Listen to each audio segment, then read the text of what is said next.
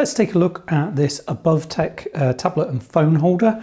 Now it is a clamp that fits onto something like a desk or a shelf, and then we've got an extendable arm there that will hold your iPad or whatever in the adjustable holder there. So let's take a look, see what's in the box. Okay, so we've got the piece that holds the phone or the tablet. Now this is available in white and black. Obviously I've got the white edition here. Not sure. Right, so it's a spring-loaded grip here. Now it'll go out a fair distance. Let's get an iPad and just see how far it needs to go to hold a standard iPad. Okay, so I've got my daughter's iPad here. So this is an older generation iPad, pretty standard though. Oh, and there we go. Even with the case on, so that's a wraparound case, not just a one that goes over the front. That grips in really nicely. It's about 7 inches across there. And the rubber down here is quite nice. You're not going to scratch anything. It's not like it's sitting on plastic. And then this whole base here is also rubberized. Now I've got an iPad Air 4 here as well. Let's try that. Yep, perfect. So that's great as well with that folio case that I've got for mine.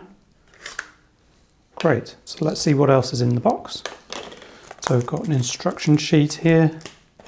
Now we've got a camera holder. So if you're not going to use this, you can use a camera holder which has a standard screw size which fits that screw hole that you find in cameras.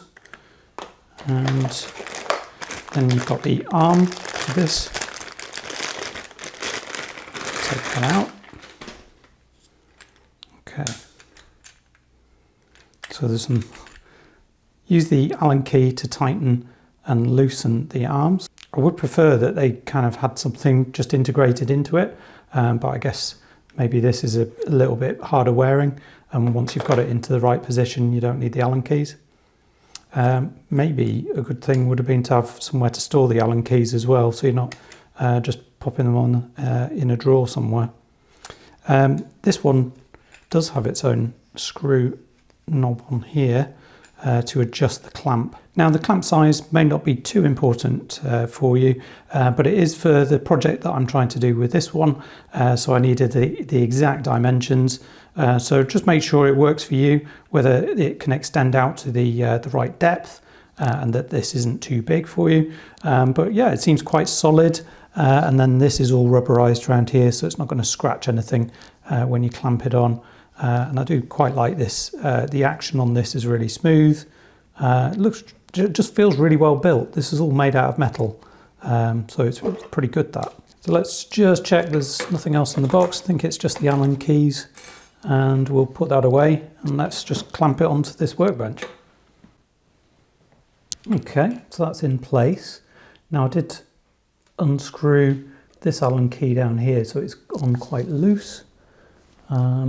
But that's still quite stiff to move up and down. It's not like it's swinging all over the place, and it will hold the iPad. I'm very sure that it will hold the weight without an issue. And then I did unscrew this one as well. Let's take that off. That one's quite loose. And then you've got a plastic knob here for this ball joint, and let's get that unscrewed. That one's quite stiff to get going, but there we go. And then that ball joint allows the whole thing to move around quite nicely. You can see that swivel action now as well, and you can get an idea of the kind of movement you can get here. Right, let's get this put on. So it looks like, let me adjust this down so you can see what's happening. So there's a cog kind of pattern here, and we just bob that into that pattern, and then there's a screw on the top here. Get those aligned, just clicks in, and then screw that in place.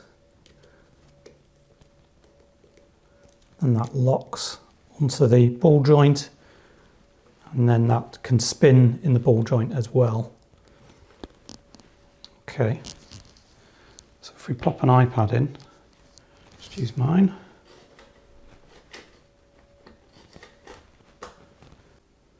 So the arm is drooping down on the top joint, so that will need the Allen key to adjust that and make sure that that doesn't happen. Yeah, there we go. But the ball joint obviously is quite good for it, so let's screw that on a little bit more. Yep, there we go. Is that moving ever so slightly? I think it is. But it's kind of, because of the orientation that we've got there, it is going to pull down. So I would probably move it up like this. Look at that, still drifting. So it really is going to be a matter of just twisting this top one until that's locked in place. I guess once you've got it in the position that you want it, you really do need to screw these into place a lot harder so that there isn't much drift. Okay, now that's on and you've adjusted all the Allen keys. That's going to stay in place really nicely. This one is a bit trickier, it takes a bit of turning and getting that grip for the ball joint, but once it's there, it's all good. Feels really solid, all of this feels solid, because that's a metal arm. We've got plastic for this grip, hopefully that will last, and then down at the clamp area, this is all metal too, all with that rubberized layer so that it doesn't scratch anything. So pretty solid, it looks like it's worth the money. I'll let you know in the comments whether I've had any problems with this over time. I've got a project where I'm going to attach this to the side of a bed that just doesn't have anywhere where you can put an iPad mount, so look out for that. I'll link to it in the comments. But I hope this was useful. Thanks for watching and I'll see you next time.